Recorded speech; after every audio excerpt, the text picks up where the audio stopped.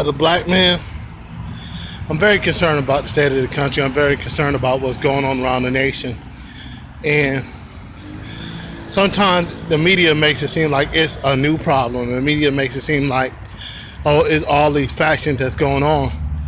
Problem is, never really stopped, man. It always has been a lot of groups who decided to hang on to their hatred, hang on to their dislike of other people. And I don't like it. It sucks. Now, I will admit this. In 37 years of being alive on this earth, I haven't encountered much racism. I haven't. But it sucks when you do. It sucks when you go into a store and somebody asks you 20 times, can I help you? Can I help you? Can I help you? Can I help you? I mean, really, you can't, because I'm coming into this store and I know what I'm looking for. You've asked me several times. I worked in retail. I know how it works. When you start to ask somebody over and over again, can you help them? You're worried about something. Something has alarmed you of their presence. You know, I never forget as a kid when I was shopping at a grocery store and they stopped me and they called the police on me. They said, this kid has been stealing. I'm like, I've never stolen anything in my life. What do you mean stealing? And, you know, I don't know I can't remember quite what 40 minutes, 0 seconds. Distance 1.24 miles. Right now. But what they did, which kind of broke my heart, is that they called the police. Now, it so happened, it was back in the 80s, so I had a corduroy jacket with an extra zipper. So when the cop said, unzip my coat, I unzipped it, and it appeared it still was unzipped. Then I unzipped it again, and of course, they searched me, and of course, I didn't steal anything. So maybe it's because I look suspicious, but you start to feel as a black man when things like that happen, that it's because of your skin color, and because I was with my other two cousins that were black. Problem that I see is twofold. One, we don't stand up enough to the evilness. And I might get some slack on this, but I really don't care. I really don't care. You know, President Donald Trump came out, and first he said, hey, what these people did was wrong. That's true. Then he came and said what people did on both sides were wrong. I'm bothered by that a little bit. When somebody gets hit and killed by a car when they're trying to peacefully protest a rally, that's not a time when you say both sides are wrong. Because obviously when a group of people are going to a legal protest with torches and guns and signs, their motive is hatred. There is no good that could have came out of that rally in Charlottesville, Virginia. No good. So I applaud every person that did the right thing and came out to that protest and said, this is not right. And it was all colors and all races saying, this is not right. This is not how you treat people. This is unethical. This is wrong. This should not be tolerated. And that's what we should do. And I'm going to tell you something. And it's something that's being spoke of. And, you know, I'm at this point, I'm just going to be real as honest. You can bully me, you can say what you want, you can call me whatever you want, because I know who I am in Christ. I am a man of God. I am strong in my faith. And since I can't do nothing about this skin color, I might as well love it, right? Hey, my ancestors, I'm telling you, I know for a fact, now I may be wrong, but I'm pretty sure that they didn't hop on a cruise ship to America and say, hey, we'll work for free. Just give us some food, and if you need to motivate us, whip us a little bit.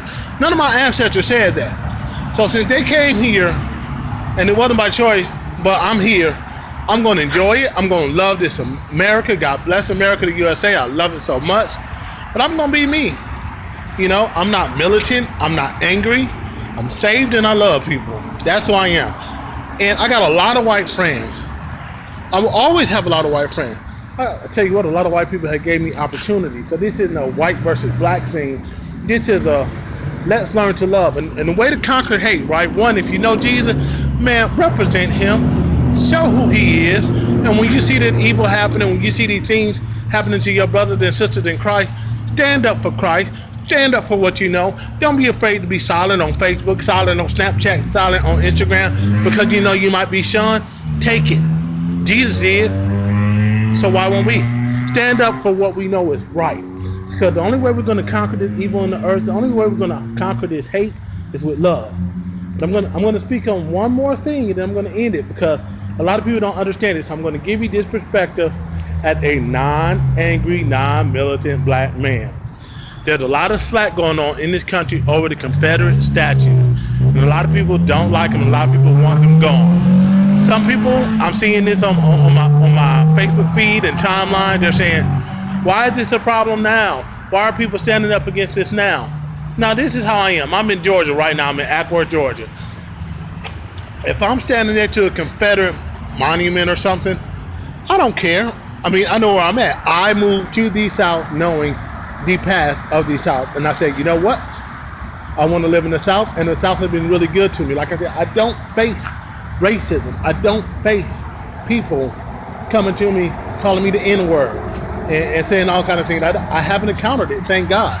And my children haven't encountered it, and my wife haven't encountered it here in Georgia, thank God. She had in Mississippi, though. Let's just be real. So, this is what I'm saying. I want everybody to understand this when it comes to these statues. Black people most black people do not get a warm... Time 45 minutes, 0 seconds. Feeling. Distance 1.26 miles. See a statue of Robert E. Lee. If I'm at Quick Trip, which is right across the street, and 10 trucks roll through with Confederate flags waving, I'm sorry, maybe I'm ignorant, maybe I don't know all the history, but I'm not going up to all of them, shaking their hands, saying, hey, I see you Confederate and proud. Great job. That's awesome. For a black person, it is not welcoming to see these things. It's saying my heritage is more important than your hurt.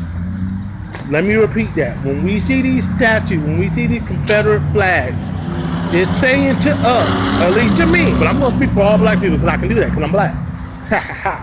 It says, my heritage is more important than your hurt. That sucks. So I'm going to say this. I'm going to get healed from my pain. I'm going to be free. It ain't no racial group, no entity that's going to call themselves superior is going to make me duck and hide. This is my country. This is the country I was born in. This is the country my father and my grandpa, my grandma was born in. You're not making me run. You're not making me scared. I'm going to stand tall because the fact of the matter is, let me just be really possible. I could die when I'm in this car.